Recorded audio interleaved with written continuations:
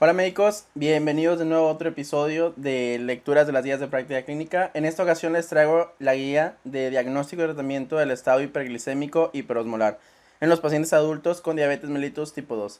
Esta es una actualización propiamente del 2018, entonces ya esperamos encontrar las clásicas preguntas y respuestas, y esta es una guía salida de parte de Secretaría de Salud. Entonces ya nos pasamos los aspectos generales que ya saben que no nos sirven para nada.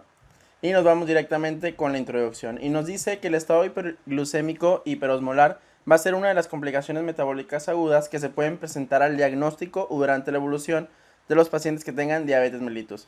Y va a ser caracterizado por hiperglicemia severa, hiperosmolaridad, deshidratación y que va a haber ausencia de cetoacidosis. Y además puede haber diferentes grados de deterioro neurológico como somnolencia hasta el estado de coma. Hay varios factores precipitantes en los que pueden estar relacionados a esta situación, como puede ser la omisión de la insulina o sus antidiabéticos orales, las infecciones, los CVC, los infartos agudos del miocardio, trauma, cirugía cardíaca y el uso de ciertos fármacos que promueven la hiperglicemia, como pueden ser ciertos diuréticos, glucocorticoides, litios y antipsicóticos atípicos.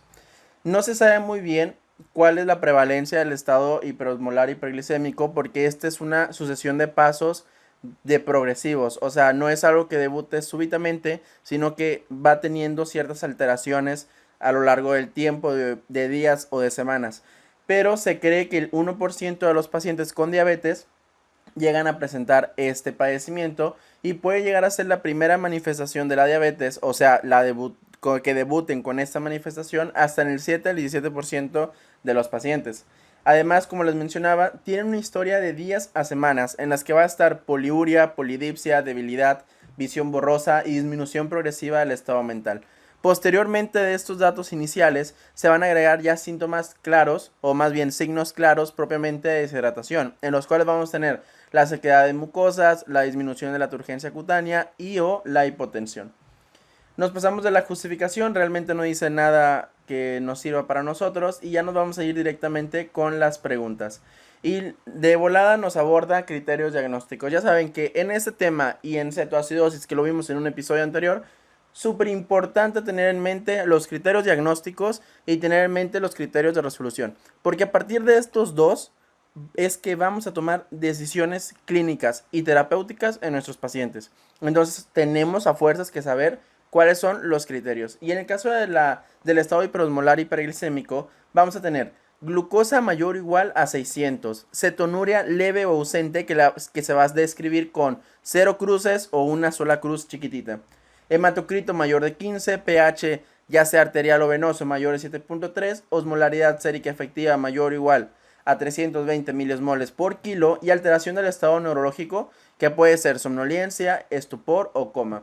Estos son los criterios para estado hiperglicémico hiperosmolar. Y a diferencia de lo que ocurre con la cetoacidosis, aquí no vamos a tener que si es leve, moderado, severo. Todos son severos porque pues si te estás dando cuenta estamos hablando de valores muy incrementados. Y otra parte de las que te van a ayudar muchísimo para poder hacer tu diferencia, porque ya en la clínica, aunque te vayas para medicina interna, vas a ver cetoacidosis. Entonces, tú para poder hacer el diagnóstico diferencial te vas a basar con los criterios. ¿Por qué? Porque de repente no tenemos que los estudios de orina para calcular las cetonas y muchísimo menos vamos a tener cetonas en sangre.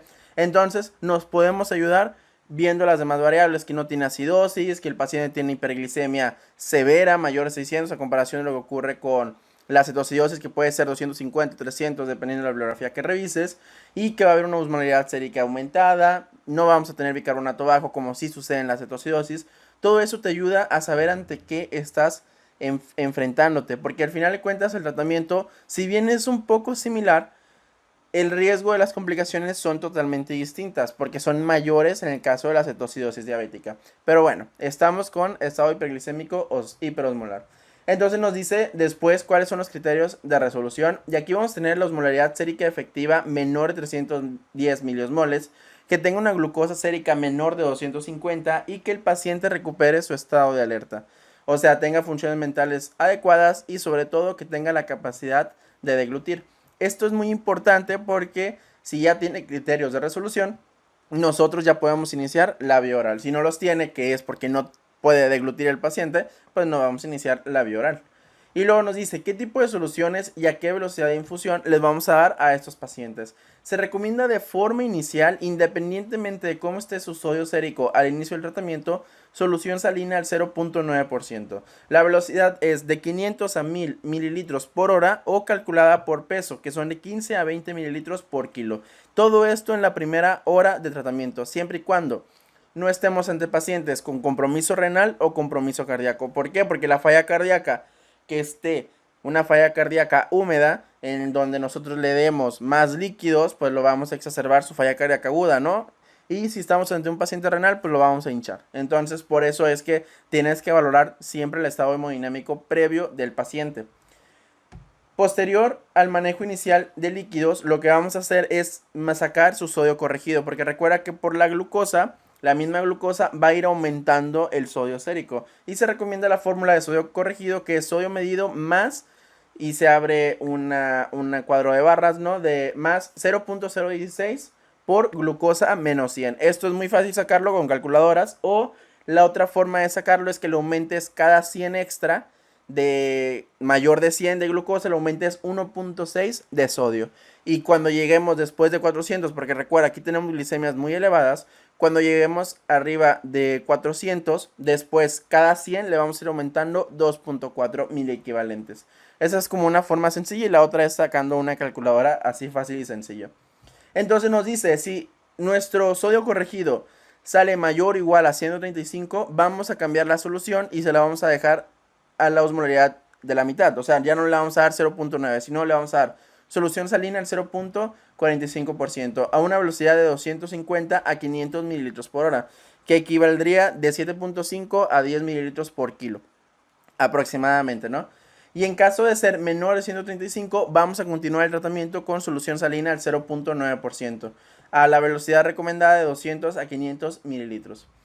Y también nos dice que, como recomendación, una vez que la glucosa se encuentre en 250 miligramos, vamos a iniciar el tratamiento con solución glucosada al 5% más solución salina al 0.45%, pasando a una velocidad de 150 a 250 mililitros por hora. Y esta proporción, o sea, de cuánto le vas a dar de glucosada y cuánto de solución salina, va a ser dependiente de tus niveles de glucosa del paciente. Pero sí se recomienda iniciar la terapia de glucosa, porque tampoco es recomendable bajar a los pacientes menor de 200 la glucosa. ¿Por qué? Porque ya puede haber alteraciones hidroelectrolíticas. En pacientes con diabetes, ¿cuál es el momento de inicio, tipo de insulina y dosis de vía de administración? Mejor. Y de acuerdo a la guía de práctica clínica nos dice que se sugiere retrasar el inicio de la insulina hasta que la glucosa haya dejado de descender de 50 a 70 miligramos por decilitro por hora como resultado de la hidratación inicial, que es una de las metas que se espera con la hidratación inicial. Una vez que ya con la pura hidratación ya no baja nuestra glucosa, entonces sí vamos a iniciar la insulina. Pero recuerda que siempre antes de iniciar insulina hay que ver cómo está el potasio del paciente, igual como sucede con la cetocidosis. Si nuestro potasio está menor de 3.3, nosotros no podemos iniciar tratamiento con insulina porque le vamos a bajar más el potasio. La insulina hace que el potasio entre a la célula, que es una de las medidas hipercalémicas, la solución polarizada, que es por los transportadores de la glucosa, cuando entran a la célula también se traen potasio. Entonces, cuidado nada más con eso.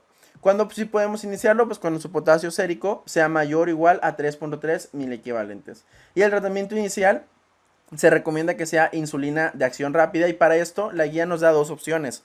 La opción 1 dice que vamos a iniciar con un bolo de 0.1 unidades internacionales por kilo intravenoso, seguido de una infusión de 0.1 unidades por kilo por hora de insulina de acción rápida de forma intravenosa, con una meta de reducción de glucosa de 50 a 70 miligramos por decilitro por hora.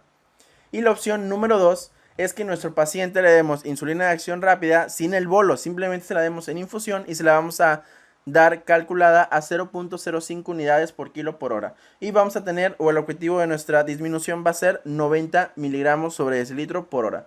Si la glucosa no disminuye o deja de disminuir, lo que vamos a hacer es que vamos a agregar una unidad adicional por hora a nuestra infusión. Así es como vamos a estar calculando la dosis de la insulina.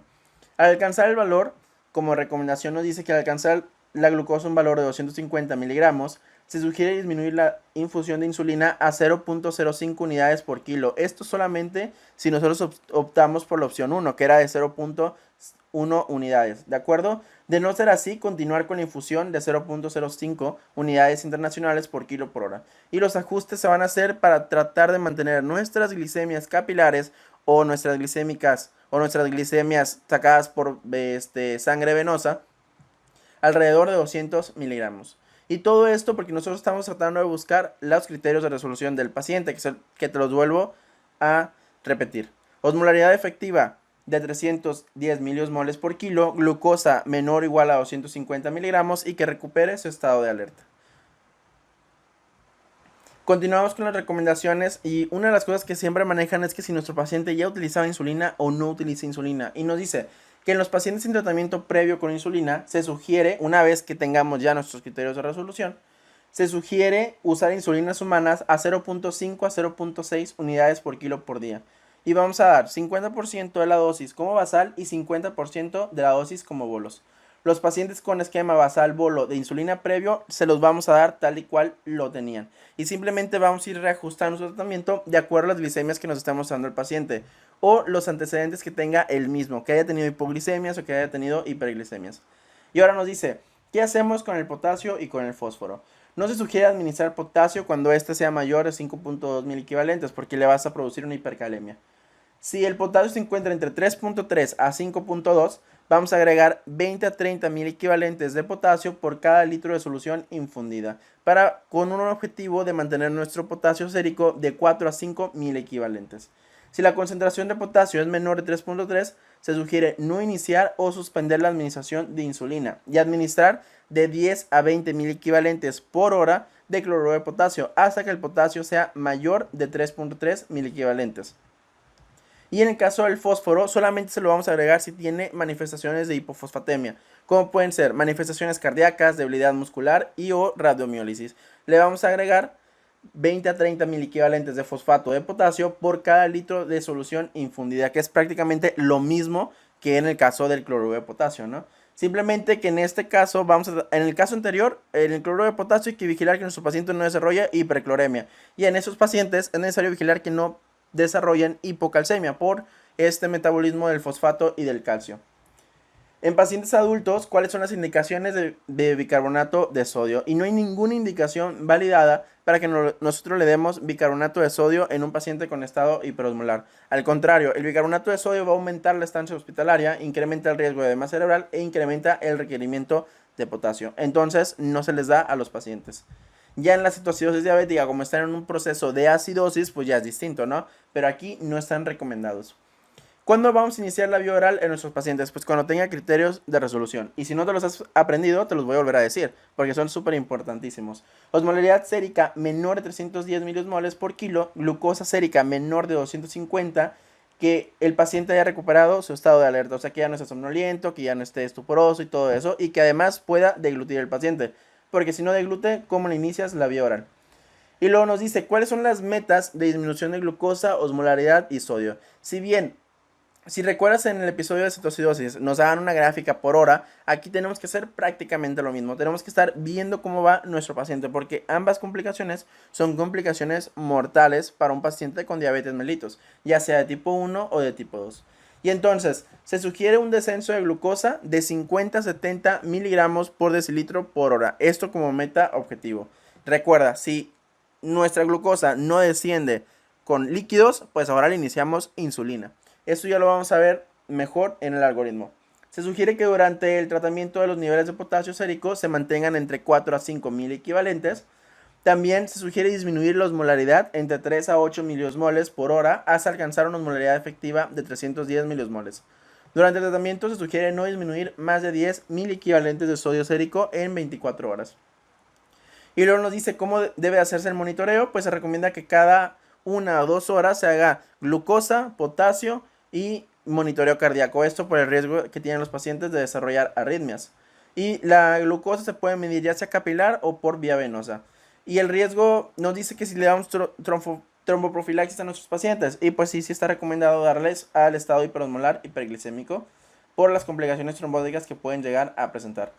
Parte de las complicaciones que presentan los pacientes que tienen estado hiperglicémico hiperosmolar son radiomiólisis y edema cerebral, aunque estos son menos frecuentes que en el caso de la cetoacidosis diabética, que si recuerdas, la principal causa de mortalidad de cetoacidosis diabética en los niños es, exacto, edema cerebral. ¿Cuándo vamos a sospechar de esas complicaciones? Pues cuando haya deterioro neurológico y o debilidad muscular.